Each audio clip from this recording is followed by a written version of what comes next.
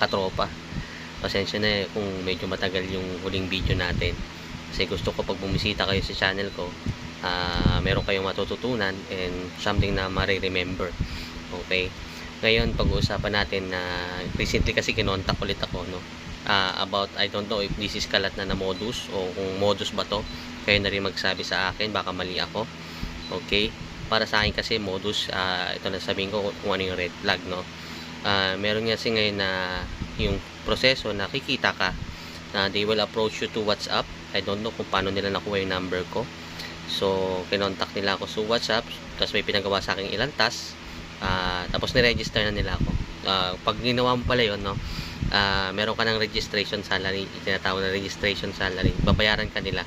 Yung iba 50, yung iba 100. Kaya sinabi kong iba, magkaiba, may iba-ibang platform kasi yon. Sabihin ko rin mamaya. So yun yung sisne. So once na okay ka na dun sa parang recruiter nila, ipo-forward ka nila sa receptionist. Yung receptionist, siya yung kukontakin mo, siya sa kanya mabibigay yung proof na ginawa mo yung task and then babayaran ka. So ito nga pala yung sinasabi kong iba-iba na yun.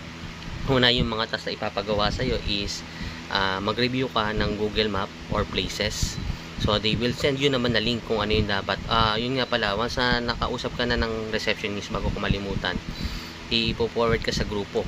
Kumbaga yung sama-sama kayo ng mga part-timer doon o yung gusto nyong part-time income na yun. So nasa isang grupo kayo, tapos may task leader doon, siya yung magbibigay ng task. Yun na nga ibibigay sa yung task. So ito yung una, no, yung iba-iba to, iba-ibang tao to, iba-ibang sistema to, iba-iba yung mag-a-approach sa iyo. So yung una is Google Map Review, no? Send sa yung link, i-review mo kahit hindi ka pumunta doon sa place, sabihin mo lang maganda ambience, masarap yung food, no? So, tapos screenshot mo lang yung review mo, then isi-send mo sa receptionist, then babayaran ka. Tapos yung isa naman, TikTok, no? Ila-like mo yung TikTok kahit hindi mo tapusin yung video, basta i-like mo, screenshot mo, tapos send mo sa receptionist, then babayaran ka. Tapos yung pangatlo is yung YouTube. Sa subscribe ka lang, then magla-like ka o subscribe, like, no, screenshot mo, then send mo sa receptionist, then yun nga, ipoprocess nila yung payment mo o babayaran ka na nila. So dati nga pala medyo galante sila. Dati noong 2022, kumita ata ako ng 600 sa isang araw lang, no, paggawa lang na nun. So kada task, yun nga, pag like, pag subscribe, babayaran ka nila 50 pesos.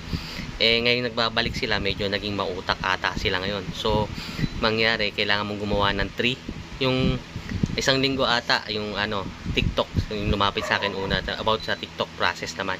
So kailangan tatlo bibigyan ka nila 50. Ngayon yung bago, kaya ko naalala i-record dito, is yung YouTube. So ngayon naman, kailangan mong mag-subscribe ng 5 channel doon sa ipapaano sa'yo na 5 channel na link. So isa-subscribe ka din, like ka, then babayaran ka nila ng 100. Yun daw yung mga merchant nila. I don't know paano sila kumikita doon, no? No, babayaran ka nila ng 100, no? So ngayon kumita ako ng ito, no, yung registration fee 100 at saka yung 5 YouTube channel na sinubscribean ko at nilike. So yan, ito yan. Okay? So okay, kumikita, tama, no? So kaso nga lang, yung meron ka dun task na ipapagawa sa iyo, yung sinasabi nila na investment task, na medyo nakakatakot. Kayo mag-judge kung modus. Pero sa akin, red flag eh. For the worth of 1,000, kikita ka ng 300. So in way back 2022, nag-invest ako sa kanila noong 1,000. Nadali ako ng 1,000. Hindi ko naman sabi nadali kasi hindi ko tunuloy. Nakita ko naman yung 1,000 kasi once na mag-invest ka, ipo-forward ka nila sa tinatawag nilang auditor. Yung auditor, tuturuan ka nilang cryptocurrency, etc. etc. Tapos ipapa-attendin ka ng seminar na may bayad. So yeah, ang dami mong gagawin.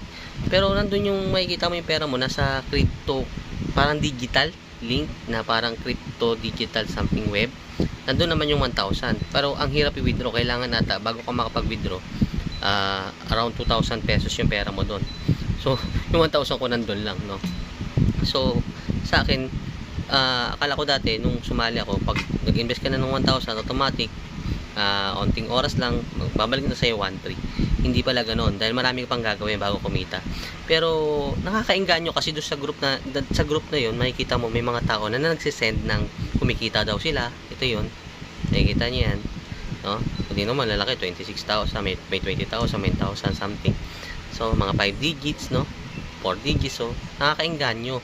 I don't know kung kakuntsaba nila yan o talagang kumikita, kayo na mag-judge. Pero para sa akin, red flag kasi na 30% income. 'Di ba sa mga napapanood natin sa TV, parang 'di ba? Parang pag sinasabi sa atin ng mga specialist, kapag ganyan na na malaki ang kitaan, ano ka na, kumbaga matriggered ka na, 'di ba? Matriggered ka na kung tama ba yung pinapasukan mo, kasi baka mamaya grab ka ng grab, invest ka ng invest, baka pag malaki na bigla silang mag-shut off. I still remember way back, actually 2022 rin, parang mayroong ganyan na nangyari. Bigla na lang nawala yung platform. O yung pera nila nawala kasamang nawala ng platform. 'Di ba? Hindi naman po tayo sa na nag-iingat lang tayo, no? Kung simpleng pag-like at pag-subscribe, pag-review ng Google Map, madaling gawin yung task na yun, gawin nyo, no? Pero kung mag-i-invest kayo, nasa inyo yan, no?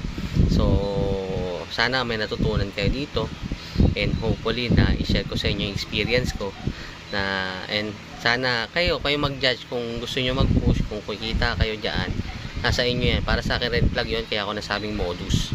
Okay, napakalaki ng income, tapos mamaya yun nga, pag nag-grab malaki na na-invest mo, bigla kang mawala. Mabuti na rin yung nag-iingat tayo. And hopefully you like this video. Sana ma-share nyo to sa mga kamag-anak nyo na nakaka-experience ito. I believe hindi lang ako ang kinokontak nila, kasi hindi lang ako na-contact nila, marami kami dun sa grupo na nasalihan ko, marami kami, nasa 900 plus ata. Baka isa dito yung kapamilya nyo, kayo mag-share, baka makatulong, para makatulong din tayo sa iba. Hindi ko po to inaano para yung itong mga tao na to, baka naman totoo yung iba, pero para sa akin lang, mahirap din po mag-invest ng pera na pinaghirapan mo, tapos bigla na lang mawawala kung mali yung napag-investan natin. So hopefully may natutunan kayo dito, and sana ma-share nyo rin ito sa mga taong alam nyo na nakaka-experience ito, and sana mag-like na rin, and mag-follow kayo sa page ko. Salamat.